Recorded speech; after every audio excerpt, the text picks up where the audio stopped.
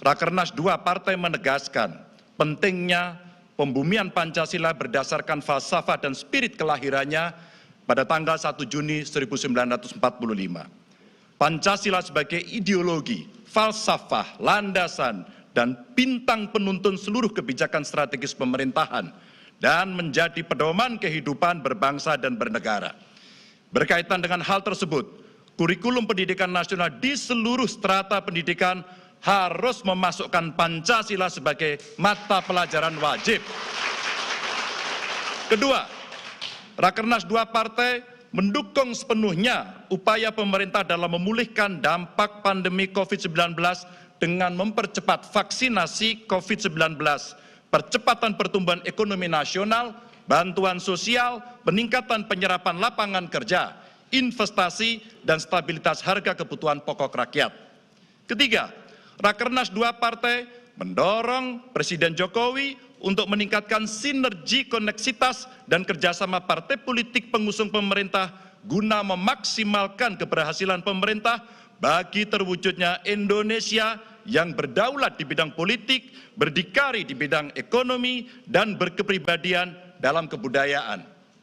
Keempat, Rakernas 2 partai menegaskan bahwa penetapan pasangan calon presiden dan wakil presiden yang akan diusung oleh PDI Perjuangan pada pemilu 2024 berdasarkan keputusan Kongres 5 Partai, ADART Partai, dan tradisi demokrasi partai adalah hak prerogatif Ketua Umum Partai Profesor Dr. Honoris Causa Megawati Soekarno Putri. Kelima, Rakernas 2 partai menegaskan pentingnya melakukan penataan sistem politik pasca pemilu 2024 agar sesuai dengan demokrasi Pancasila dengan melakukan koreksi sistem pemilu dan praktek politik liberal yang bersifat kapitalistik, penuh semangat individual, penguatan peran dan fungsi Majelis Permusyawaratan Rakyat Republik Indonesia.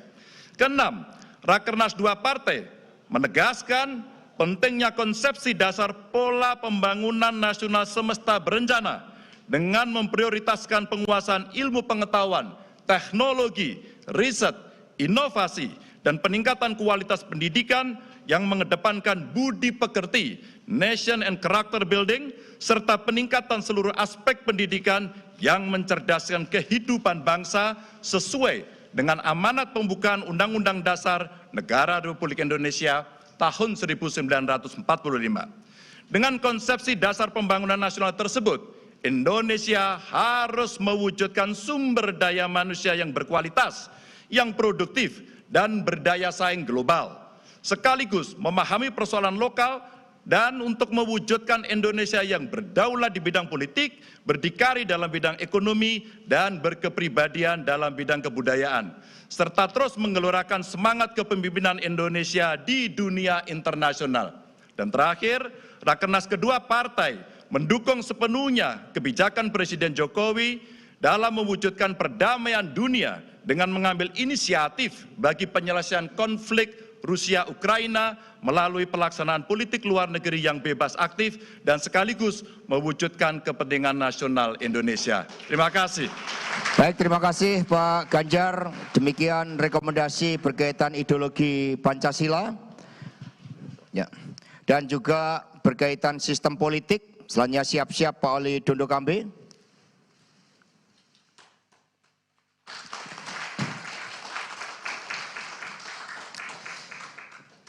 Selanjutnya Bapak Oli Dondo Kambe, Gubernur Sulawesi Utara dan sekaligus bendahara umum. Tepuk tangan meriah. Beliau jagonya desa.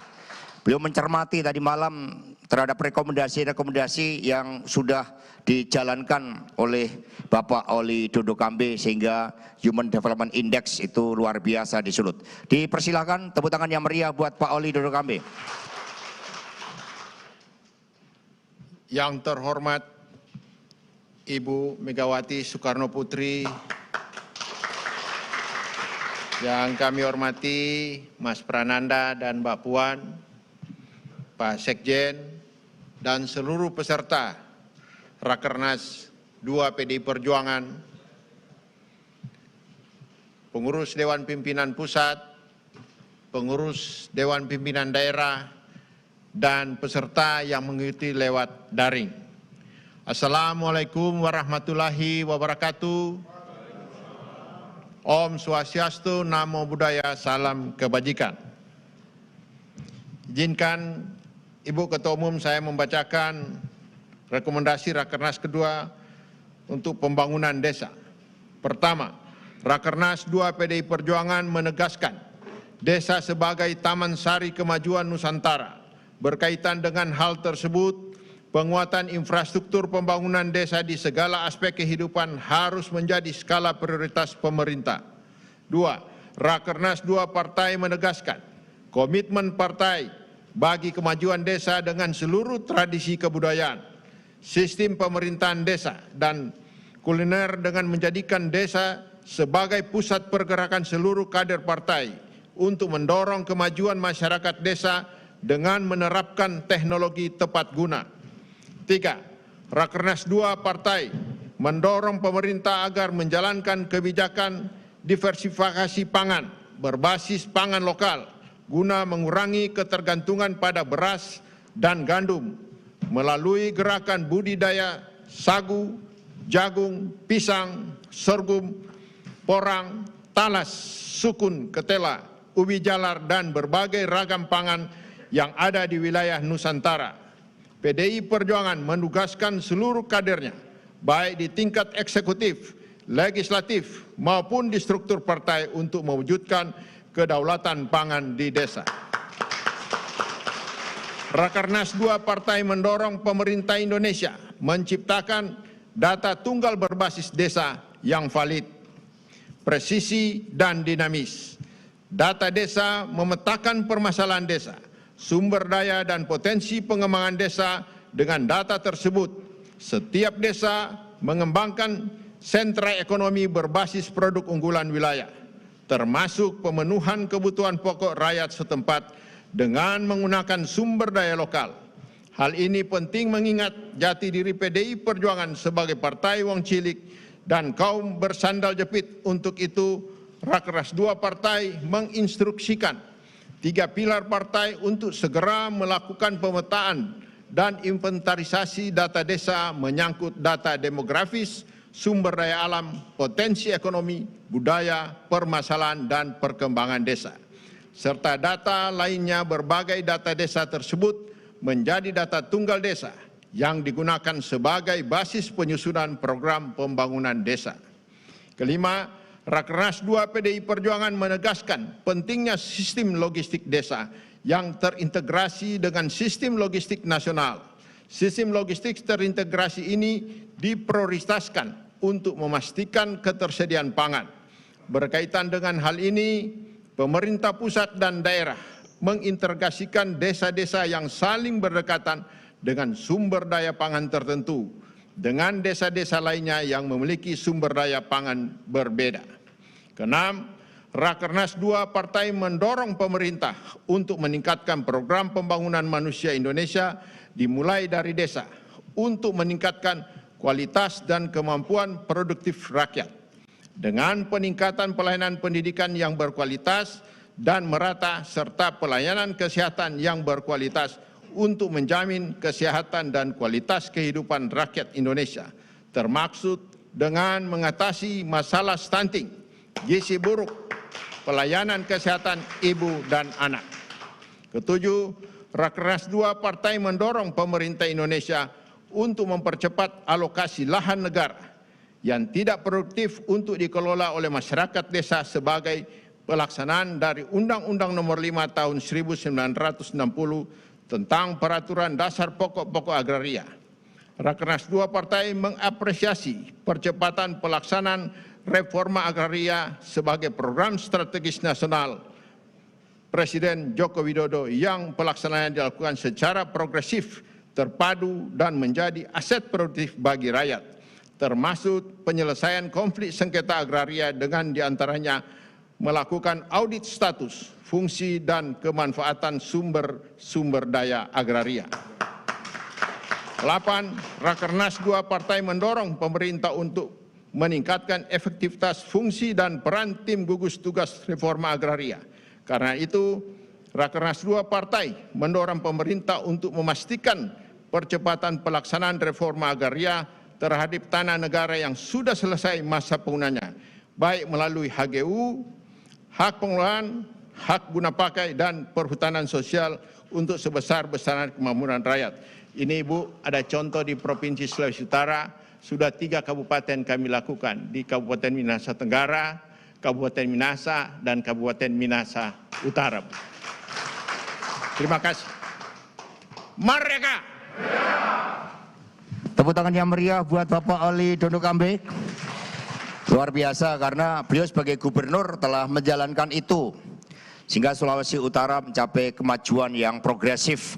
15 kabupaten kota itu hampir semua kepala daerah dari PDI Perjuangan. Tepuk tangan yang meriah.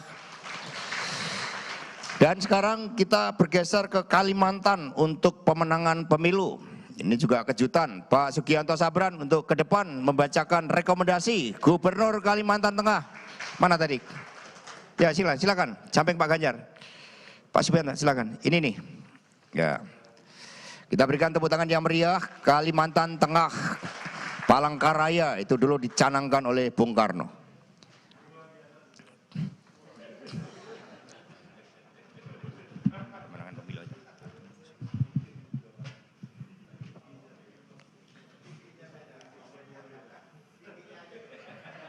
Mohon izin Bu.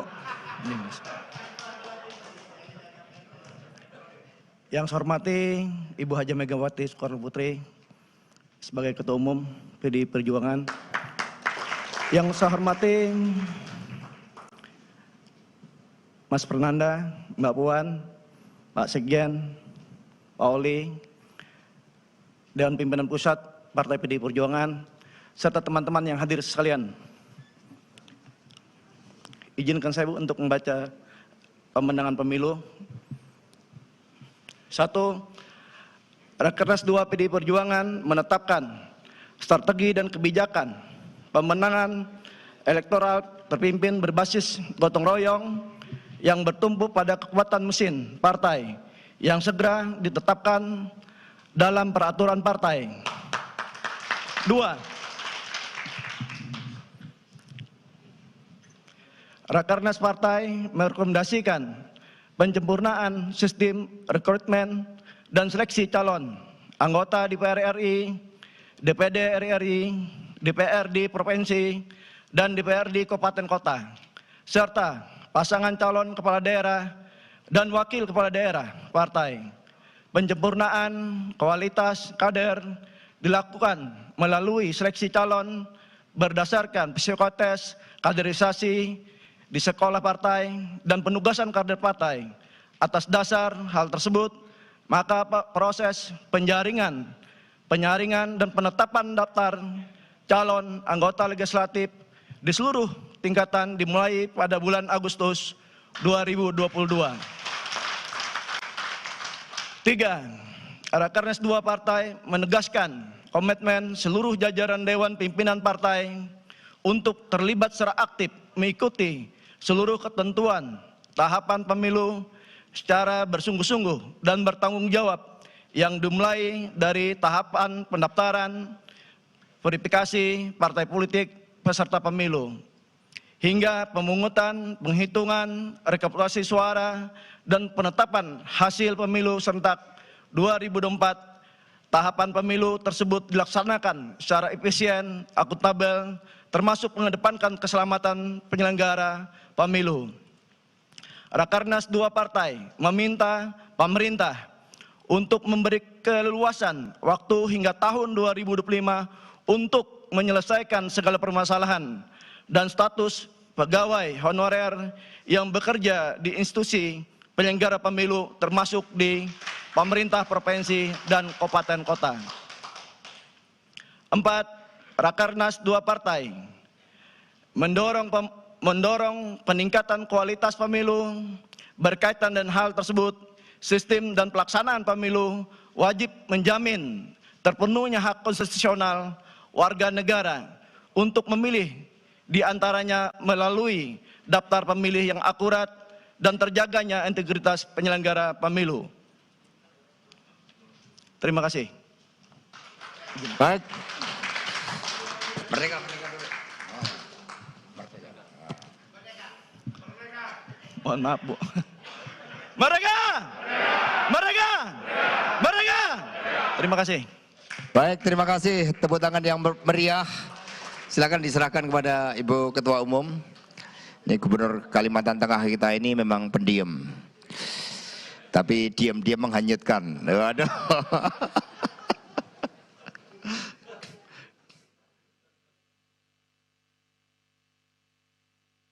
Baik, selanjutnya kita bergerak ke Bali. Ini karena Pak Wayan Koster itu harus memimpin rapat koordinasi di Bali, jadi izin. Karena itulah untuk agenda strategis partai dibacakan oleh Dewa Made Mahayatnya. Dipersilakan.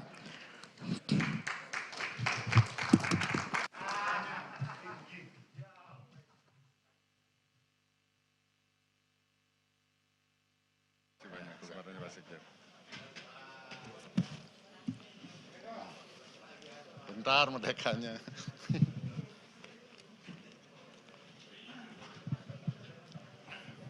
Agenda strategis partai.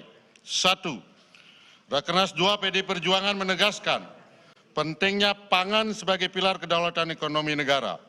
Berkaitan dengan hal tersebut, Rakernas 2 partai merekomendasikan kepada pemerintah untuk mempercepat terwujudnya kedaulatan pangan, dimulai dari pengembangan benih unggul, peningkatan kualitas produksi, sistem distribusi yang berkeadilan, pencegahan konvensi lahan, pertanian produktif, dan hilirisasi pangan yang meningkatkan nilai tambah perekonomian nasional guna meningkatkan kesejahteraan petani dan nelayan.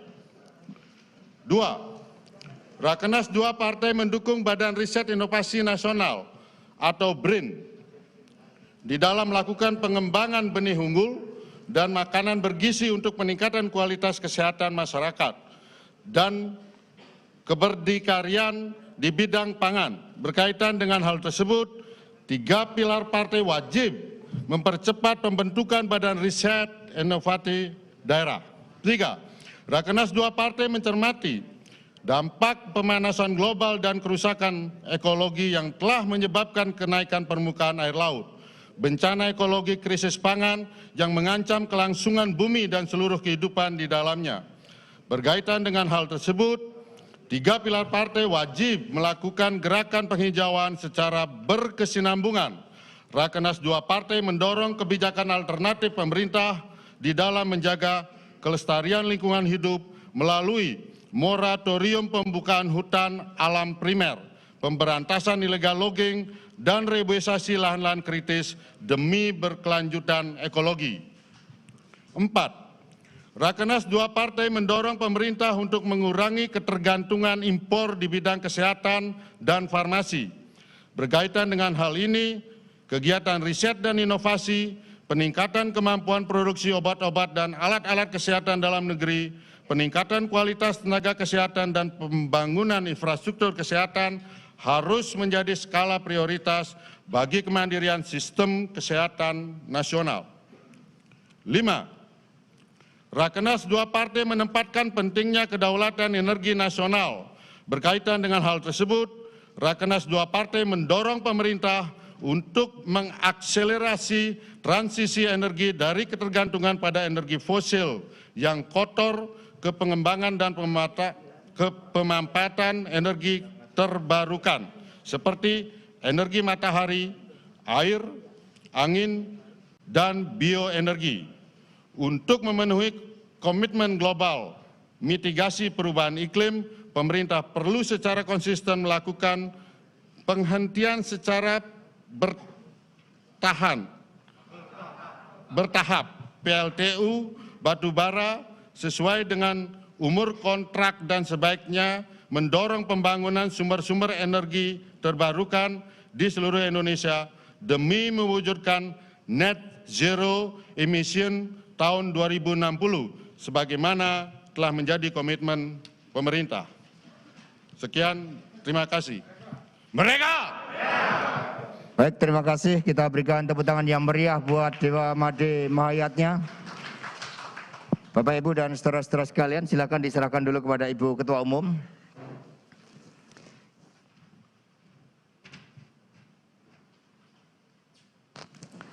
Baik, ada sedikit koreksi. Ini karena namanya kerja cepat tadi. Jadi, mohon maaf untuk pemenangan pemilu butir 4. Jadi Pak Darwin silakan tayangkan yang rapat tadi bersama dengan Mbak Puan dan teman-teman DPP. Jadi butir 3 dan 4. Coba silakan, coba atas. Butir 3 dulu. Nah, butir 3, izin saya berdiri.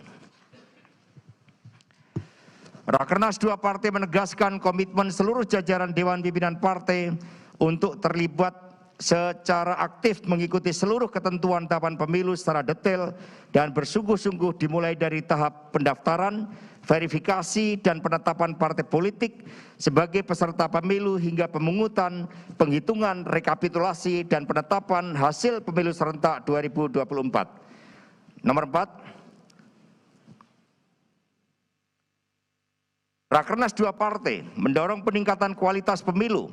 Berkaitan dengan hal tersebut, sistem dan pelaksanaan pemilu wajib menjamin terpenuhinya hak konstitusional warga negara untuk memilih melalui peningkatan integritas penyelenggara pemilu. Rakernas 2 partai juga menegaskan tahapan pemilu dilaksanakan secara efisien, efektif, dan akuntabel dengan mengedepankan keselamatan penyelenggara pemilu. Ini sangat penting. Karena para penyelenggara pemilu diwajibkan membuat aturan terkait dengan integritas dan komitmen peserta pemilu bagi terwujudnya pemilu yang aman dan damai demi tetap tegaknya NKRI, persatuan dan kesatuan bangsa. Demikian seluruh rekomendasi telah kita bacakan dan selanjutnya kita akan bersama-sama mengikuti pidato politik penutupan Rakernas kedua oleh Ketua Umum PDI Perjuangan, Ibu Profesor Dr. Honoris Causa Megawati Soekarno Putri. Kepada Ibu Ketua Umum, waktu dan tempat kami haturkan.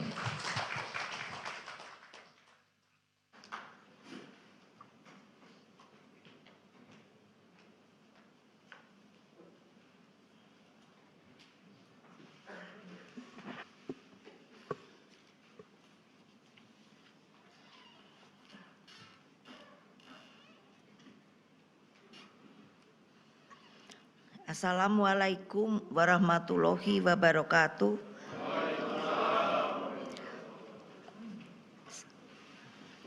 Salam sejahtera bagi kita semua. Salam. Namo Buddhaya. Om Swastiastu. Merdeka! Merdeka! Merdeka!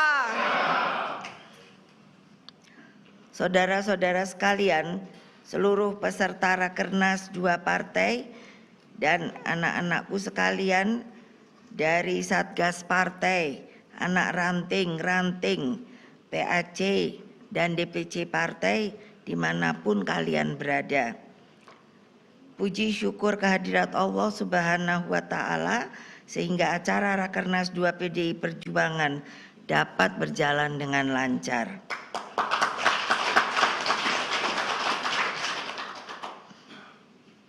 Sepanjang Rakernas, saya selalu memantau jalannya Rakernas.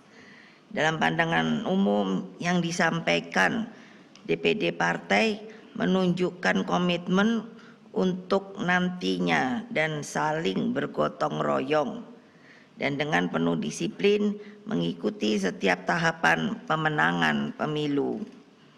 Instruksi saya untuk menjadikan gerakan turun ke bawah sebagai satu-satunya gerakan politik semakin dipahami. Dalam pemaparan badan-badan partai, saya partai, dan komunitas juang partai telah diambil kesepakatan untuk lebih fokus menggarap medan juang berdasarkan petani, nelayan, buruh, pemuda, mahasiswa, perempuan hingga kaum milenial dan pemilih muda. Pembahasan berkaitan dengan peningkatan kualitas manajemen atau tata kelola partai dengan menerapkan berbagai aplikasi teknologi juga dilakukan dengan penuh antusias. Bahkan strategi pemenangan pemilu dengan struktur komandan yang mengambil spirit gotong royong juga dipadukan dengan penggunaan teknologi informasi. Kesemuanya akan semakin memperkuat daya gerak dan juang partai di dalam memenangkan pemilu tahun 2024. Saudara-saudara sekalian, para hadirat yang ada dimanapun juga, anak-anakku yang saya cintai. Saya juga mencermati berbagai pemberitaan selama Rakernas 2. Tingginya perhatian masyarakat luas terhadap Rakernas ini menunjukkan besarnya harapan yang ditujukan kepada partai kita, PDI Perjuangan. Saya mengucapkan beribu terima kasih kepada seluruh rekan-rekan pers yang selalu dengan setia berada di sekolah partai ini.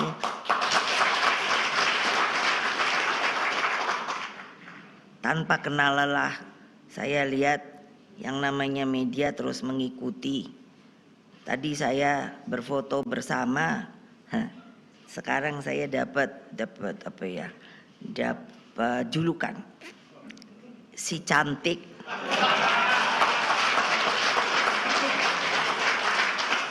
Ya sama yang perempuan ya saya bilang, ya kamu juga mesti tiru saya dong, biar semakin cantik. Di sekolah partai inilah penggemblengan kader dilakukan. Jadi juga media bisa melihat kalau ingat dari zaman PDI ke PDI Perjuangan, maka alhamdulillah di Lenteng Agung ini semakin hari semakin dapat diperbaiki, dan sekarang karena kami telah dapat membangun kembali DPP partai yang di Jalan Diponegoro. Jadi yang dulu setelah terjadi serangan di Jalan Diponegoro, maka keaktifan itu dipindahkan ke sini. Nah sekarang ini dinamakan sekolah partai untuk selalu dapat membuat kader-kader nantinya menjadi pemimpin yang mumpuni.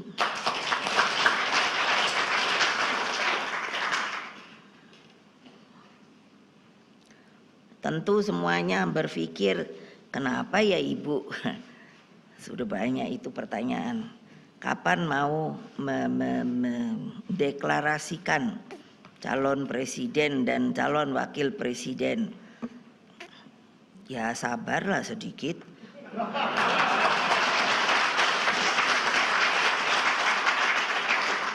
Orang waktunya masih 2 tahun lah. Ya boleh dong, saya umpetin aja terus. Karena saya toh pernah mengatakan di sekolah BIN ketika Stein, ketika saya diundang ke sana, saya mengatakan begini, dan ini dari sisi pengalaman saya yang bermain politik itu sudah dari tahun 86 terjun. Jadi akhirnya saya membuat kesimpulan, menjadi presiden itu sebetulnya mudah. Karena apa? Saya mengatakan dari pejabat sampai presiden itu karena aturannya sudah dibuat. Tetapi yang sering saya renungkan adalah mencari sosok pemimpin. Karena apa? Kalau pejabat, presiden pun sebenarnya itu masuk pegawai negeri loh. Artinya digaji, lalu ada pensiunnya. Cuman tentu kalau presiden itu kalau tidak terpilih lagi atau karena telah dibuat oleh konstitusi kita bahwa hanya bisa 2 kali. Nah, jadi setelah pensiun, saya dapat pensiun presiden. Tapi lucu republik ini, karena ya itulah banyak hal baru yang terjadi. Jadi saya kan wapres dan setelah itu presiden. Jadi ketika dua-duanya telah saya lalui, saya baru tahu. Karena dari Seknek mengatakan begini, ibu dapat pensiun. Oh ya iyalah, bagus, terima kasih.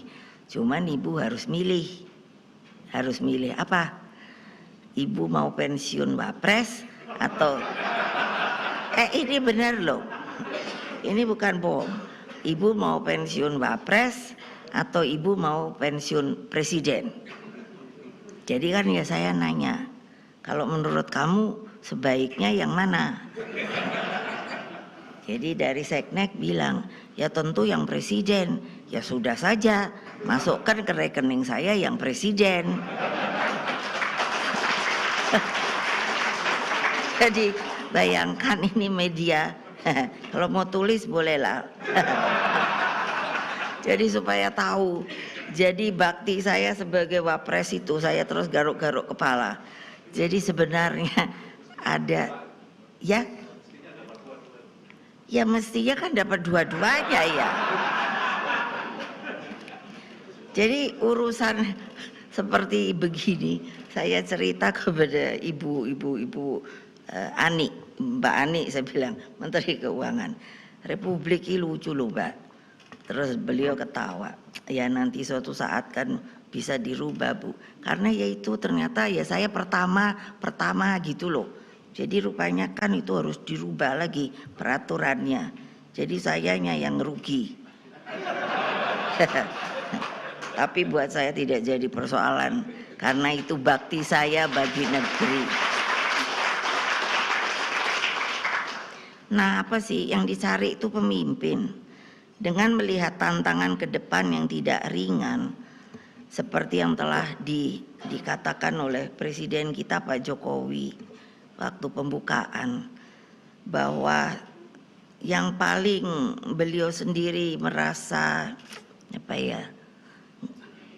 sampai pada sebuah tingkat prihatin karena apa? Tantangan ke depan yang tidak ringan, seperti ketidakpastian global, ancaman resesi dunia, krisis pangan, dan masih banyak yang lainnya. Maka pemimpin yang saya cari bukanlah sosok yang hanya mengandalkan elektoral semata.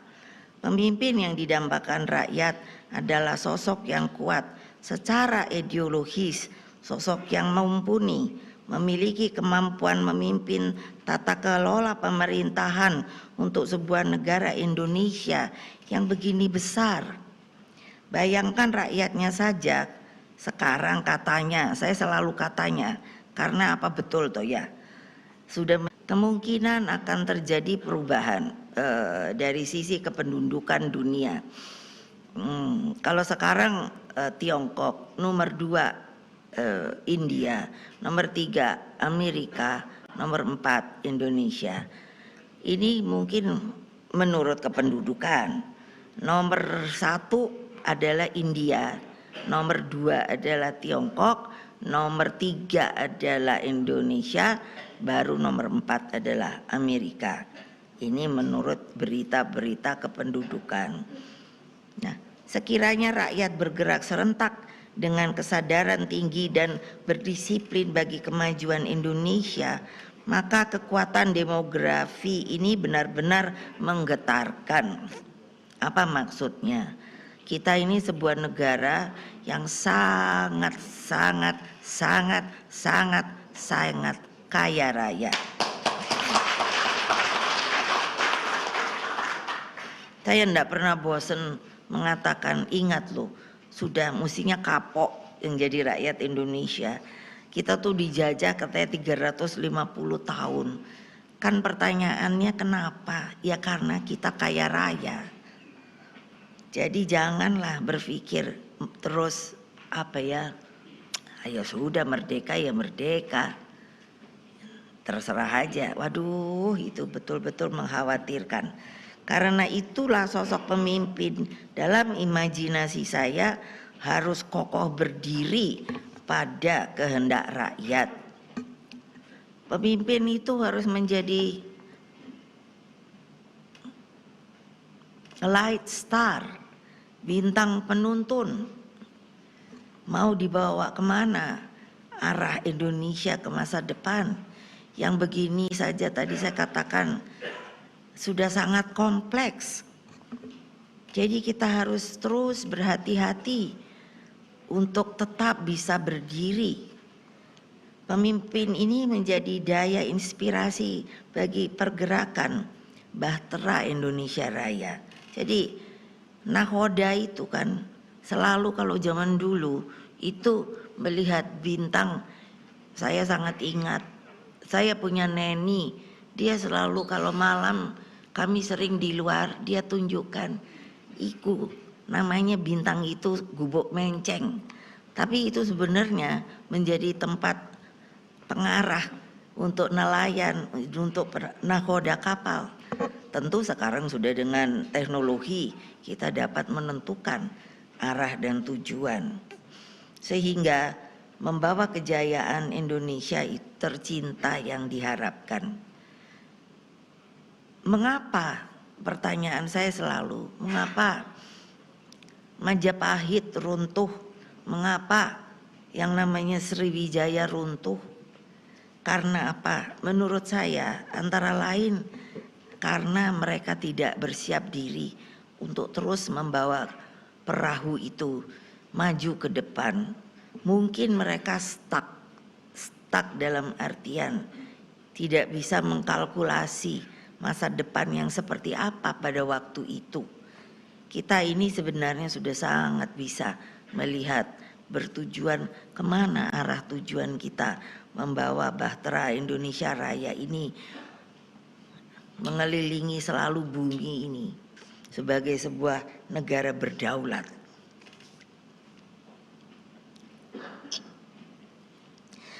Kalau bicara soal pemimpin dalam gambaran saya, tentu tidak akan terlepas dari sosok Bung Karno yang mampu memberikan arah masa depan dan kokoh mengakar di tengah rakyat dan selalu diperhitungkan di dunia internasional karena visi dan kemampuannya di dalam menggalang solidaritas bangsa Asia, Afrika, dan Amerika Latin.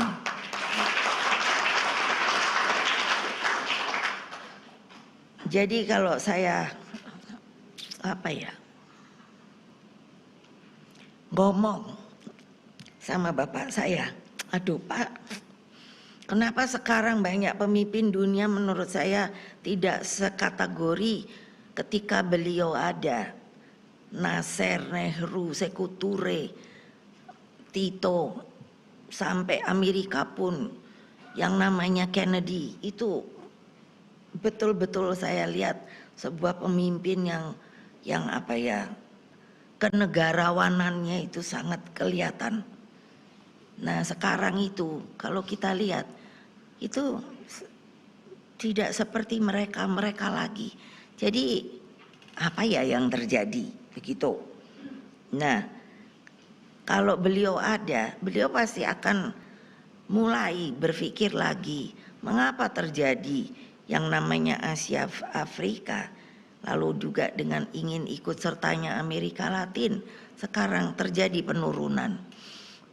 Banyak negara di Afrika ini yang sekarang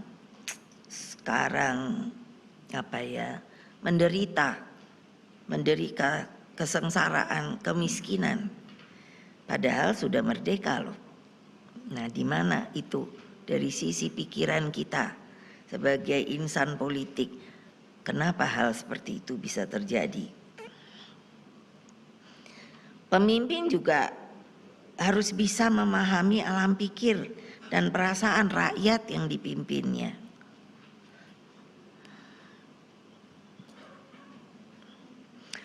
Sehingga ketika berkali-kali dan sepertinya kurang difahami, kenapa kalau partai lain tidak ada pemberian hak prerogatif kepada ketua umumnya?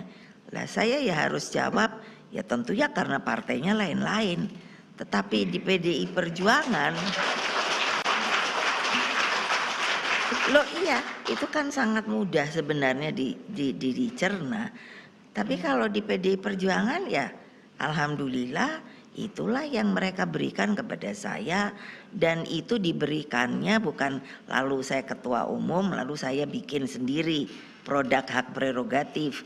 Tidak, tapi institusi tertinggi partai kami yang disebut Kongres Partai itulah yang memberikan pada ketua umum terpilih, maka diberikan pada dia adalah hak prerogatif.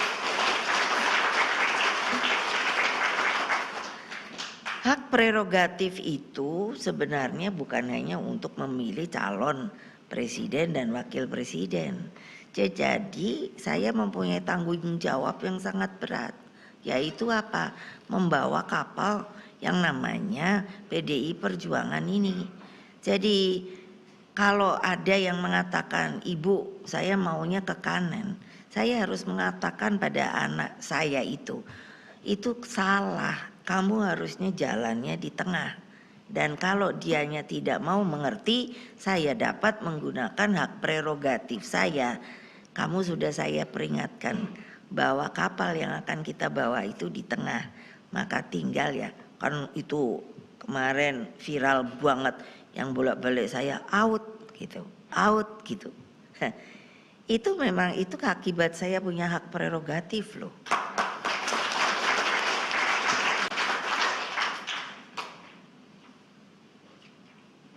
Jadi bukan gampang-gampang.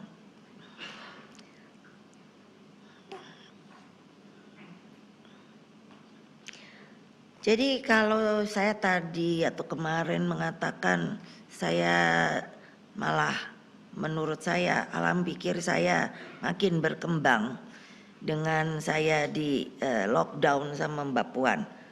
Yang paling cerewet Mbak Puan, tapi anak-anak semua sangat setuju saya tidak boleh keluar.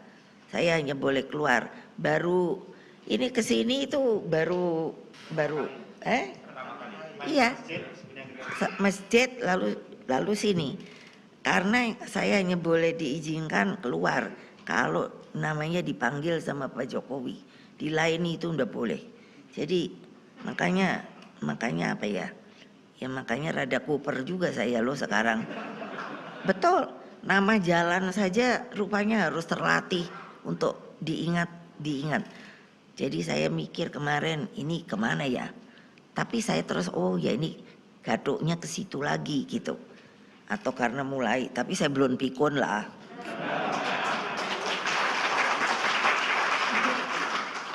Jadi pertanyaan terbesar saya adalah mengapa sebuah negara itu, bangsanya itu bisa bangun menjadi sebuah katakan kerajaan kalau zaman dulu, lalu superpower, tapi setelah itu kok bisa turun. Jadi kan sebuah pertanyaan besar yang harus kita semuanya sebetulnya ikut berpikir mengenai hal tersebut. Jadi kalau kita sendiri Indonesia ini tidak mau semuanya, jadi ya wartawan juga harus berpikir. Jadi bukannya terkotak-kotak, tidak, seluruh bangsa ini harus berpikir mempertahankan republik yang telah didirikan oleh para pendiri kita. Mau sampai kapan? Bayangkan yang namanya Romawi itu jatuh blab. Genghis Khan itu bisa sudah menguasai yang namanya apa ya, kerajaannya itu begitu luasnya, itu pun bisa blab. saya sudah pernah ke Republik Rakyat Mongolia, itu tempat dulu Genghis Khan. Jadi saya sedih melihatnya. Lalu saya bertanya kepada presidennya pada waktu itu kunjungan presiden. Yang saya tanya tuh begini, mengapa kalian menjadi begini? Berterus terang presidennya. Karena apa? Rupanya dulu Genghis Khan itu kan nomaden ya. Jadi dia hanya pergi ke sebuah negara tapi terus ditinggalkan. Jadi tidak dirumat, tidak dipelihara. Itu kata presiden di sana itu. Bilang, itulah mungkin kesalahan dari waktu itu dari pemimpin kami. Nah, coba ini saya quote karena saya ketemu presidennya. Jangan dipikir nanti itu ibu sendiri ngomong sendiri. No. Jadi supaya Indonesia ini bisa terus ada, itu kan tujuannya harus dipindahkan. Semangat itu kan harus terus diberikan keturunan kita menerimanya. Nah, kalau banyak orang masih berpikir, oh Pancasila suatu saat bisa dirubah. No, nggak cocok. Nggak cocok. Saudara-saudara sekalian, saya tidak melebih-lebihkan, namun sejarah mengajarkan bagaimana pemimpin berperan penting bagi kelangsungan hidup suatu bangsa atau bagi mati hidupnya suatu bangsa. Bayangkan, saya merasa berterima kasih bahwa saya tidak salah pilih. Ketika waktu saya mendeklar Pak Jokowi, orang kan dengan sinis mengatakan, siapa toh Jokowi gitu, nggak dikenal. Kok Ibu Mega berani-berani mengajukan dia. Saya diam saja. Tapi kan saya bisa apa ya? Bukan beramal, bukan. Akibat pengalaman hidup saya bisa melihat orang itu dari sosok yang lebih dalam begitu. Jadi kalau kita lihat kan sekarang Pak Jokowi itu kan bayangkan, saya heran juga loh. Saya sampai tanya, karena saya bilang kalau berdua kan panggilnya adik, situ itu padahal kurus ya, tapi kan kok bisa sih tuahan banting banget. Ini kemarin baru sama Mbak Puan ke mana untuk ibu kota baru kita. Sekarang sudah terbang ke mana?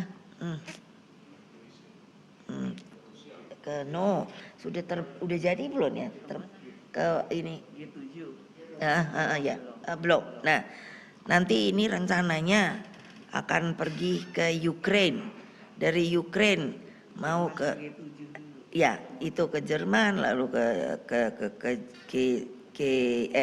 Jerman, Ukraine ke Rusia, melalui Poland. Jadi jadi berhenti di Poland, dari Poland ke Ukraine-nya naik kapal, naik kereta 12 jam, balik lagi, lalu ke Rusia, dari Rusia lalu ke Saudi Arabia. Ya itu maksud saya. Aduh, saya terima kasih banget ya. Untung kita punya presiden kuat loh. Belum senangnya turun ke pasar dan lain sebagainya untuk nanya dan lain sebagainya. Jadi saya melihat alhamdulillah bahwa dulu yang menganggap saya kok kayaknya ini sopo to wongnya, ternyata bisa menjadi pemimpin pada saat sekarang.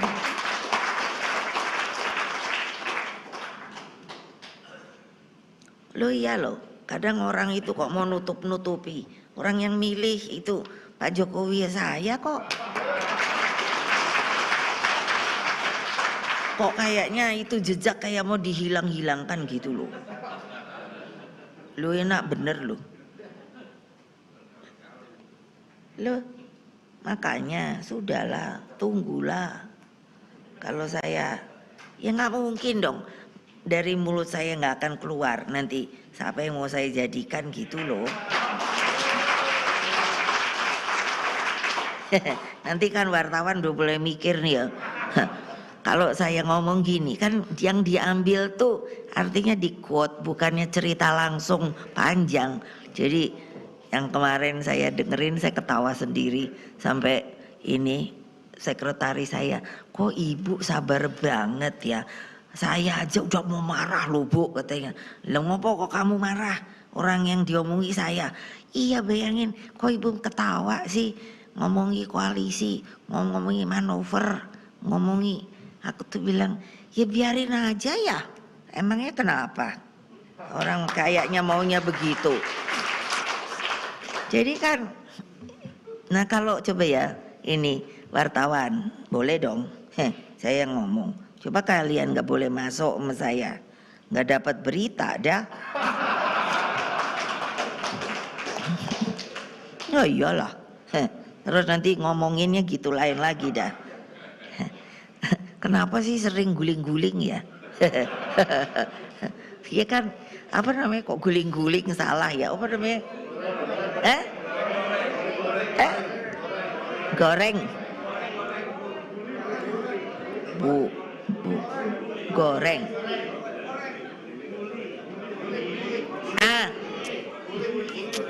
Bully. Iya kok bullying aja toyo.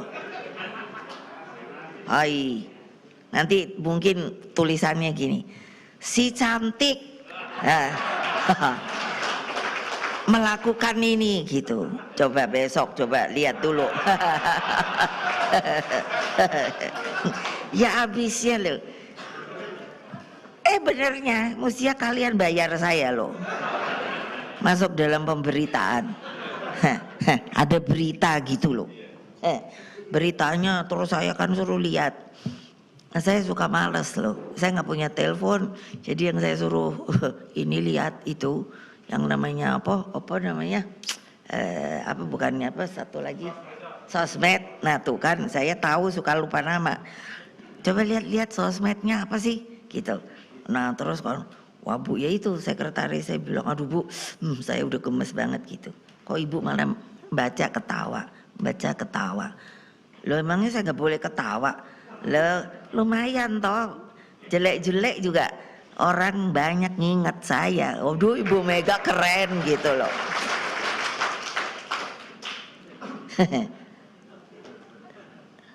Ya coba ya bayangkan, dari situ saya sebenarnya juga sedih loh. Saya dari kecil itu di istana loh, bayangin. Lahir di Jogja, begitu lahir pakai pengumuman dari istana kepresidenan. Ada tuh saya masih ada ininya dapat bahwa telah lahir putri pertama Presiden Republik Indonesia pertama, anak kedua gitu. Terus disebut nama saya gitu ya. Gitu kan. Jadi udah gitu langsung itu ada pengasuh toh. Kemana pengasuh saya, terus ada pengawal saya. Bayangin loh, bayek aja udah dikawal. Kebayang nggak? Loh ini kenyataan loh. Nah karena kenapa anak presiden loh? Nah jadi selalu saya ikuti yang namanya Bung Karno itu. Bayangkan. Jadi jangan dipikir loh, di istana tuh hidupnya enak loh. Di sana tuh paling besar dinamika politiknya loh. Saya liatin aja itu bapak-bapak bangsa kita kalau ketemu gitu. Iya loh. Jadi menurut saya mereka itu kaliber besar loh. Yang namanya Pak Hatta, Pak Sahrir, Pak Yamin, Pak Hairul Saleh, Pak Soponeo, saking banyaknya. Cobain kalau mereka berdiskusi sampai pada tingkat debat begitu. Tapi memori saya mengatakan sangat masuk akal. Itu gak ada untuk perorangan, semua buat Indonesia merdeka. Sudah merdeka kan baru. Jadi mesti begini, mesti begitu gitu. Mesti begini. Dan ya kalau sudah itu yang saya bilang, manggilnya Bung. Mesti begini Bung Karno, bukannya mesti begini Bapak Presiden, enggak. Mesti gini loh Bung gitu. Dengar saya. Jadi saya merasa kangen gitu. Kapan ya suasana kebangsaan yang pernah saya dengar dan rasakan ini itu juga muncul kembali gitu loh. Bahwa yang namanya keinginan dari para pendiri tokoh ini bisa di-sharingkan kembali kepada kita gitu loh, bahwa negara kita harus begini, harus begitu. Nah, orang baru mau minta 1 kali amandemen, 1 kali dan tidak ada sembunyi. 1 kali amandemen, MPR tuh harus naik lagi menjadi tertinggi. Alah gitu aja ya ribut toyo, coba. Padahal sebenarnya yang diributkan apa? Karena realitanya kita ini sekarang tidak ada loh sebuah proses panjang yang ditata ke depan begitu. Nanti kalau saya bicara Tiongkok, nah mulai deh ada aja yang mulai wah ini nyontoh komunis gitu. Tidak. Sebagai sebuah pembelajaran saja, bagaimana bangsa itu ini sudah memproyeksikan untuk 100 tahunnya. Dan kemarin lagi ketika merayakan 100 tahun partainya, sudah memproyeksikan lagi untuk 100 tahun berikutnya. Hebat banget menurut saya. Jadi apa? Jadi itu kan semangat elan perjuangan dan dari para pemimpinnya itu memang bisa gitu loh, sangat mengerti kemana tujuannya gitu. Karena apa? Ya maunya saya sih, kita tuh juga akan mengalami hal seperti itu. 1 abad, 2 abad, 3 abad, 4 abad, 5 abad. Apa nggak kepengen ya? Anak cucu kita selalu bangga gitu kalau ditanya who are you gitu, I'm Indonesian gitu. Rasanya kok saya bangga loh. Lah kalau bayangkan ini baru tadi saya dengar di Afgan itu yang baru saya bilang contoh negara yang saya takut tuh failed loh. Baru aja bangun itu kena gempa kan. Nah sudah belum apa-apa minta pertolongan ke dunia internasional. Tapi gimana ya, coba pikirkan juga anak-anak media yang saya sayangi. Coba pikirkan, kita belum apa-apa baru. Mana waktu kita merdeka nggak ada tuh minta tolong, bener loh. Dalam perjuangan kemerdekaan dengan diplomasi kita loh gitu, akhirnya ya kita diakui loh. Nah ini baru berdiri, belum ada berapa bulan ya Afgan itu. Coba dah, ini kalau saya mengatakan ini jangan lalu di quote bahwa oh karena saya ketum, enggak, ini sebuah analisa, sebuah pengetahuan empiris. Bahwa kan katanya saya profesor, jadi ini pertanyaan loh, pertanyaan yang sangat perlu dijawab. Kalau yang kata Pak Jokowi yang udah pasti ada 40 negara yang akan fail dalam pemerintahannya karena tidak bisa, apa sih pemerintah tuh maksudnya orang yang bertanggung jawab untuk memberikan kesejahteraan bagi bangsa dan negaranya, itu yang kata gampangnya. Jadi maksud saya please juga media itu kasihlah pembelajaran bahwa kalau umpamanya seperti itu belum apa-apa udah minta tolong, Ya kalau dunia luarnya nolong, kalau enggak bagaimana coba? Itu kan pertanyaan yang berkali-kali selalu saya bertanyakan kepada Pak Jokowi. Coba kebayang enggak? Jadi jangan deh terlalu bermain politik, menurut saya politik yang sangat pragmatis begitu. Kita harus pikirkan ke depan Indonesia ini maunya jadi apa. Tentu yang paling baik yang saya inginkan. Jadi istana itu jangan dilihat gemerlapnya. Saya rasakan di situ juga ada sisi gelapnya. Kenapa? Ya kalau tidak dijalankan dengan baik sebuah pemerintahan itu, karena hanya intinya berkuasa saja, ndak bisa, ndak jalan, hanya mendatangkan hal-hal yang tidak diinginkan. Jadi ini yang saya selalu ingin sampaikan sebenarnya, tapi saya akibat media. Ini saya terpaksa bicara media, mau ditulis monggo. Itu jadi gapnya selalu ada gap. Kenapa? Karena tidak disampaikan dengan fair bahwa yang saya omongkan itu kan bagi kepentingan bangsa dan negara loh.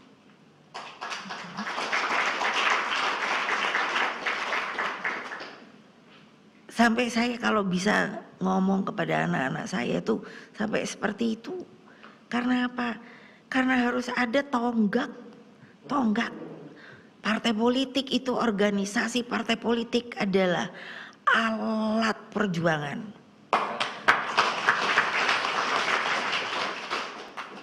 Saya tahu bahwa kalian kan tentunya oleh apa yang namanya redaksinya ya.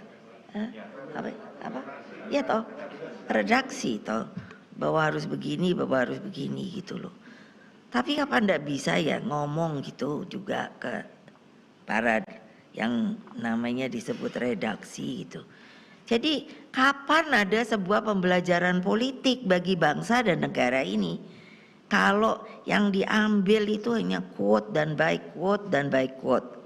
Jadi ini saya bukannya protes atau apa, enggak, bukan. Tapi mari kita bangun cara berpikir kita bahwa waktu zaman Bung Karno, menurut saya media belum ada toh yang namanya teknologi lebih canggih. Media itu fair loh. Karena apa? Kalau umpamanya yang satu mengatakan begini, tapi ulasannya tuh panjang. Saya mengenal seorang jurnalis asing yang senior jurnalis. Dia bilang pada saya, nah jangan pula nanti di quote ininya dipotong bahwa ini Ibu Mega ngomong. Enggak, jurnalis nih ngomong. Dia bilang begini, Mega, saya kurang mengerti yang namanya tata bangun dari media di Indonesia. Why? Saya bilang, kalau di kami itu ada dua yang disebut wartawan. Nah ini dia loh, bukan saya loh. Tolong deh. Kalau mau di quote itu benar-benar. Karena kalau di kami itu ada namanya journalist and reporter.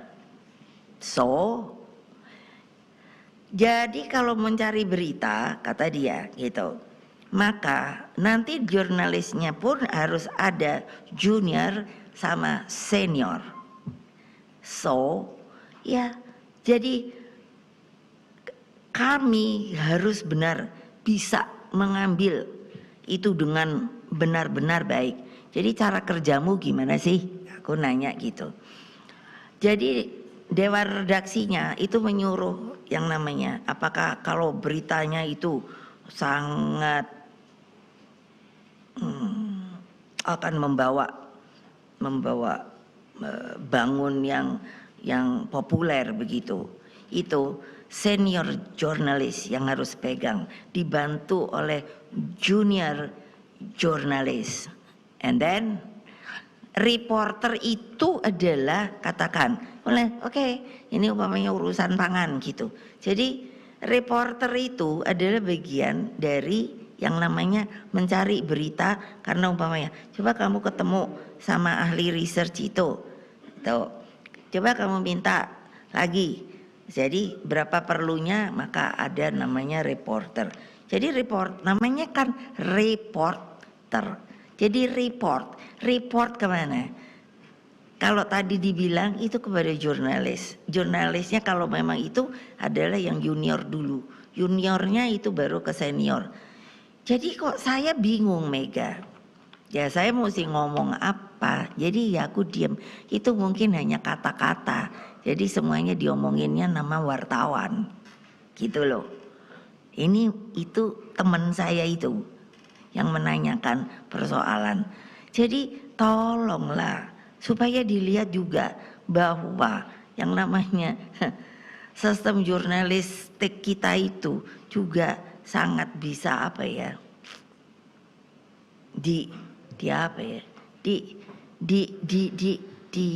diangkat supaya saya jadi mikir, supaya jangan ngomong salah gitu loh. Kalian kan bisa ya ngomong kayak begitu. Jadi benar-benar itu kalau umpamanya beritanya itu enggak benar, udah mabok dah, pasti langsung ya dimarahi lah. Kok kamu dapat beritanya begitu, karena pada kenyataan sangat mudah untuk dijatuhkan oleh yang lain.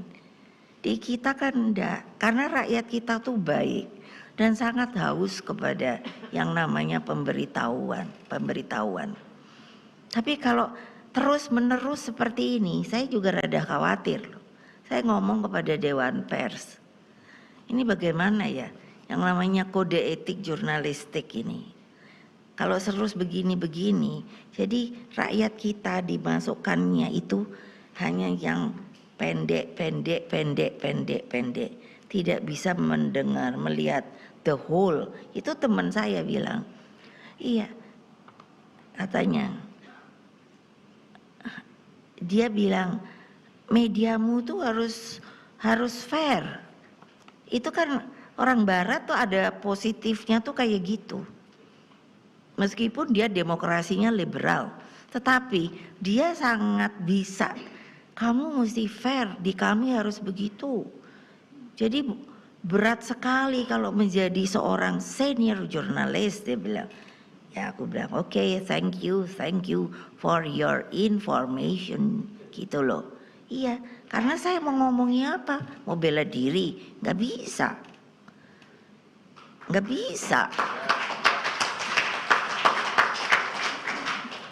Coba, mesti yang kamu tepuk tangan loh.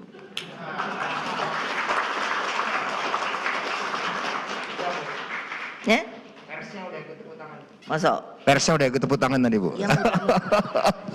Ya supaya apa ya? Kan ada ilmu jurnalistik gitu loh. Maksud saya.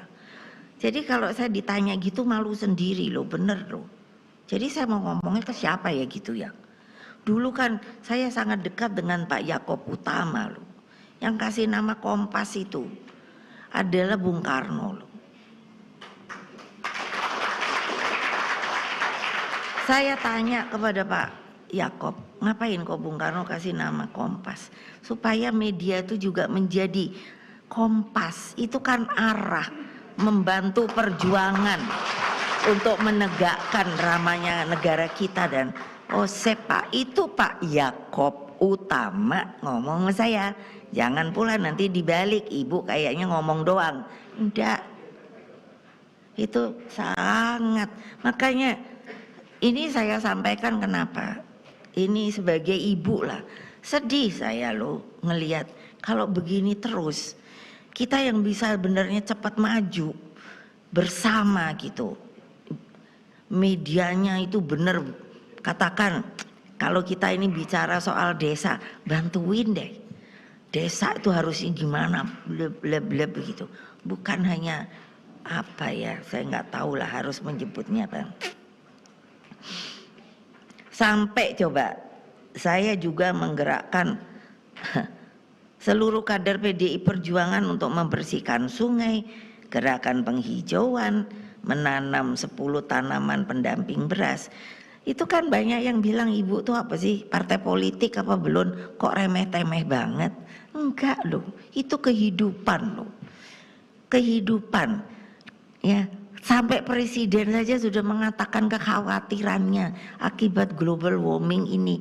Kenapa nggak beri masukan kepada rakyat yang dimaksud kekhawatiran itu opo gitu. Mengapa? Seperti kita lihat sampah itu di sungai. Nanti kalau kita kekurangan air dari mana? Ini kan sebetulnya harus diceritakan. Tapi kan kayaknya kok enggak. Karena menurut saya ya karena tidak ada berita sepertinya bombastis gitu loh. Jadi mesti bagaimana? Jadi saya, nah sekarang boleh dong saya mengeluh pada kalian. Tolong disampaikan. Jadi kan yang harusnya bisa diberikan kepada rakyat supaya menjadi lebih pandai mengerti maksudnya. Itu selalu ada. Dibikin sebuah barrier. Ya saya sampai akhirnya ya itu kan kita bikin sendirilah kecil-kecilan supaya ada yang namanya media di PDI Perjuangan. Karena apa? Karena apa? Karena sangat diperlukan. Dulu tuh pembelajaran banget loh. Sampai departemennya aja, departemen penerangan. Coba ya, tolong deh pikirkan. Jadi kan ternyata kan benar. Nanti kalau terjadi kelaparan, pemerintah yang disalahkan. Padahal kenapa? Karena dibuat barrier itu untuk penyampaiannya gitu loh. Masa untuk so what? Kalau saya yang sangat khawatir yang harus saya sampaikan kan. Coba tolong pikirkan. Kalau nanti orang yang kelaparan dunia itu datang ke kita karena tahu negara kita kaya raya. Pertanyaan hanya dua loh. Mau ikut ditampung tapi akhirnya membawa tambah beban untuk pangan yang mestinya buat rakyat untuk orang yang datang itu atau diusir. Coba jangan di-quote nanti saya cerita gini yang diambil. Ibu untuk pengungsi itu menyuruh untuk mengusir. Awas loh. Saya tahu bahwa kalian tuh disuruh. Kalian hanya mencari bahannya. Tapi kan mikirlah bahwa kalau terus menerus begini itu dulu departemen penerangan sejelek-jeleknya itu saya ingat di jalan itu seperti ada apa sih kayak billboard, bukan billboard lah, itu setiap hari koran ditaruh di situ jadi rakyat tuh bisa baca. Saya sering kalau mau sekolah itu ngelihat ngumpul, aku pikir apa sih, jadi saya pernah ikut turun, saya lihat oh baca berita dia, dan berita itu tuh fair menurut saya, fair. Nah gitu loh. Jadi cobalah, kenapa sih Mbok bilang toh iya betul gitu. Saya nggak cari nama, enggak. Yang namanya bersih-bersih sungai itu Mbok ya bener bersihin sungai gitu. Bayangin sampah plastik udah kayak gitu, coba kayak gimana sih? Terus mau gimana? Jadi kan instruksi ini sudah lama dilakukan, makanya saya gebrak-gebrak meja. Kenapa? Karena kok nggak ada terus bergerak gitu loh. Padahal itu untuk kepentingan kalian sendiri. Ya itu krisis pangan itu loh. Jangan terus, ya sudahlah terserah, itu kan pemerintah yang harus mikir. Tidak bisa loh. Kan pemerintah tidak menanam. Artinya bagian daripada jalannya pemerintahan itu adalah dari rakyatnya harus ikut membantu yang namanya petani untuk menanam. Nah, saudara-saudara sekalian, anak-anakku yang saya banggakan, terutama yang selalu berada di tengah rakyat, Satgas, anak ranting, dan PAC partai yang selalu saya cintai. 3 hari kita sharing pikiran dengan bekerja keras, dan saya lihat disiplinnya sudah lebih daripada waktu-waktu yang lalu. Telah ada rekomendasi internal yang sebaiknya benar-benar dijalankan. Rekomendasi eksternal yang tadi dikatakan spiritnya diambil 17 Agustus tahun 45 dengan 7 rekomendasi politik, 8 rekomendasi desa, 4 tentang tahapan pemilu, dan 5 tentang agenda strategis. Jadi itulah menunjukkan bagaimana jalan perjuangan yang kita tempuh setia pada cita-cita proklamasi. Nah, akhirnya selamat kembali ke rumah masing-masing. Perhebatlah semangat juang.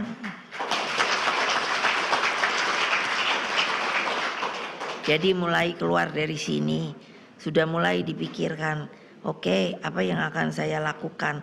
Rapat apa pertama yang harus dilakukan? Lalu untuk mulai menjalankan program yang telah direkomendasikan di dalam Rakernas ini. Dan tentunya sampaikan salam saya pada seluruh simpatisan, anggota, dan kader PDI Perjuangan dimanapun mereka berada.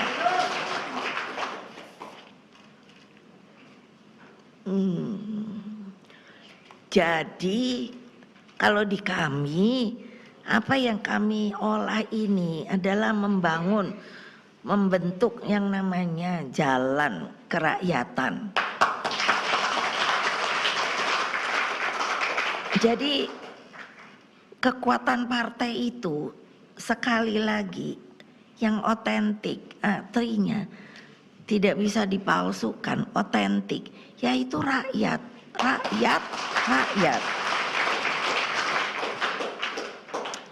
Tanpa mereka kita nggak ada artinya. Kalian menyayangi saya. Jadi istilahnya saya punya anak buah. Coba kalau kalian tidak menyayangi saya, biar saya pasang tanda pangkat saya, dari yang namanya yang hanya boleh pakai presiden, lupa, karena ada ini, betul, tapi itu ada satu bintang, hanya satu, itu mewakili semua bintang yang saya pernah punya. Jadi boleh dipakai hanya itu saja, karena kalau itu satu itu sudah harus tahu bahwa dia adalah seorang presiden gitu. Ya tapi kalau saya nggak punya rakyat, apa terus orang nggak mikir Ibu Mega pakai gituan, nggak ada sopo-sopo ngapain dia? Coba bayangkan. Nah tuh sampai Utut aja kalau gitu dia paling seneng ya ketawa lah. Loh tapi benar, saya disuruh memberi ceramah di rapat kerja angkatan darat, angkatan laut. Jadi saya bilang dengan segala hormat saya mengingatkan saya pernah menjadi panglima tertinggi kamu. Tolong ingatlah yang namanya anak buahmu itu adalah rakyatmu. Karena biar kamu pakai itu bintang-bintang dengan pangkat jenderal setelah mungkin bintang 7. Kalau tidak ada yang menyebut siap jenderal, nggak ada artinya. Tidak ada artinya. Mereka mengakui kok benar juga, bukannya benar juga, itu kewajiban kamu. Yang namanya memberikan kesejahteraan kepada seluruh rakyat Indonesia. Jadi kalau pemimpin, presiden itu, saya tuh mikir ya, nanti kalau saya mengagung-agungkan bapak saya, terang aja tuh bapaknya. Tapi saya tuh benar sangat kagum karena beliau sangat visioner. Kok bisa gitu? Saya yang paling seneng itu kalau baca tulisannya adalah apa? Itu jadi kayak ramalan kan. Kalau suatu saat terjadi perang yang namanya di lautan itu, Samudra Pasifik, disitulah mata rantai penjajahan akan bisa kita putuskan. Waduh, aku tuh mikirinnya, wow, Bayangkan, wow kok bisa ya, dan membuat kata-kata seperti itu. Dan itu terjadi, itulah yang menurut saya luar biasa. Kok bisa menghitung benar-benar? Coba, di situ sebetulnya kan terjadi kekagokan ya. Apa maksudnya? Ya, Jepang saja itu, bayangkan 3 tahunan aja. Coba, langsung juga hengkang. Yang namanya Belanda yang udah katanya 350 tahun kok lama-lama sampai ke sini-sini. Saya suruh ahli sejarah, iya, suruh cari dokumentasi. Ini bener loh, tanya Pak Hasto.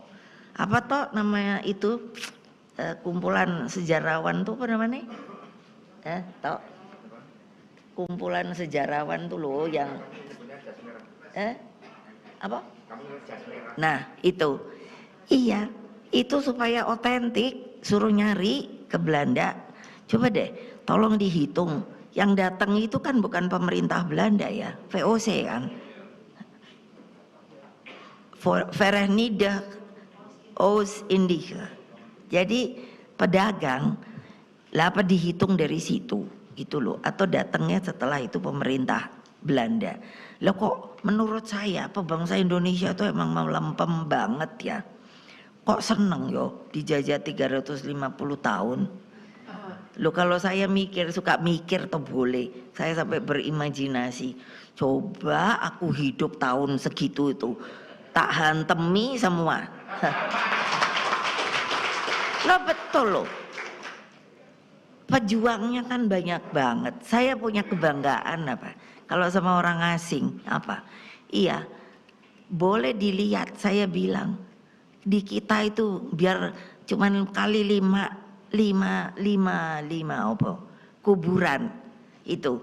Tapi itu dibilangnya Taman Pahlawan loh. Apa artinya? Rakyat itu berjuang pada waktu itu. Karena banyak juga negara loh. Artinya seperti setengah merdeka aja.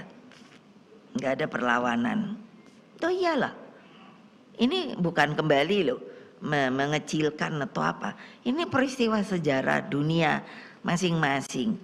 Coba seperti Malaysia gitu. Tidak punya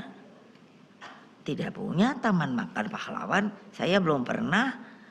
Karena setiap saya waktu presiden Wapres, kalau saya berkunjung ke luar negeri, saya minta diacarakan untuk dibawa ke taman pahlawan mereka untuk memberi penghormatan. Ketika saya ke Rusia itu betul menggetarkan. Jadi waktu di mana ya? Kok bisa lupa saya? Ke Saint Petersburg atau mana? Taman Tuhan kan ada nih perang waktu Stalingrad kok Leningrad itu. Jadi paman pahlawannya itu cuman di tengah jalan, terus ada monumen itu menyebut nama yang ininya itu hanya itu rumput. Jadi kan saya nanya, di mana mereka dikuburkan? Di tempat yang namanya Madam Langkah. Itu 100 ribuan kan yang meninggal. Bayangkan itu saya saja terus rasanya tuh bergetar. Seperti apa ya kalau ingin merdeka gitu loh. Nah kalian yang udah merdeka please anak muda juga. Baik itu wartawan atau siapapun. Please ingat. Kemerdekaan tuh gak gampang. Gak gampang. Kenapa sih? Mungkin kan orang mikir Ibu Mega kalau pidato kok sekarang lain, rada lain. Loh iyalah. Khawatir saya. Khawatir. Kalau gini terus caranya. Saya takut banget loh. Bener. Kalau tiba-tiba datang entah dari mana. Wow, ayo. Penjajahan baru, apakah nggak mungkin terjadi? Kemungkinan. Jadi hati-hati loh para wartawan juga. Kamu tuh hidup di dalam sebuah negara merdeka, bebas, dan berdaulat. Kalau mau di quote ini, quote yang gede, minta sama redaksimu. Karena semuanya itu punya negara ini, harus diamankan, harus dilestarikan. Tapi kalau begini terus, khawatir saya. Saya hanya bisa ngomong sama anak-anak PDI Perjuangan karena itu adalah hak saya. Tapi kalau tidak, aduh, aku pikir gila juga nih Republik ini. Coba bayangkan gimana ya, susah-susah merdeka, sekarang kayaknya terus seperti kayak gampang gitu. Aduh, padahal satu pulau hilang, itu tidak ada NKRI. Ingat itu semuanya. Tolonglah. Demikianlah, terima kasih. Wassalamualaikum warahmatullahi wabarakatuh. Om Santi, Santi, Santi Om. Merdeka! Merdeka! Merdeka! PDI Perjuangan mau menang!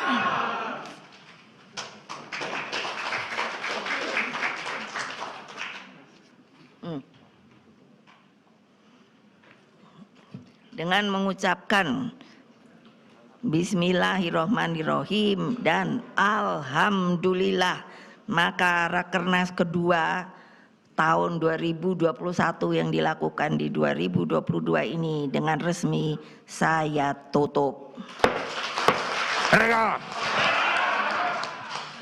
Baik, luar biasa, tepuk tangan yang meriah buat Ketua Umum PDI Perjuangan Ibu Megawati Soekarno Putri. Terima kasih atas seluruh arahan, bimbingan, dan kembelengan dari Ibu. Dan mari kita bersama-sama mengucapkan rasa syukur atas kemerdekaan dengan perjuangan yang tidak mudah, dengan pengorbanan jiwa dan raga, dan membangun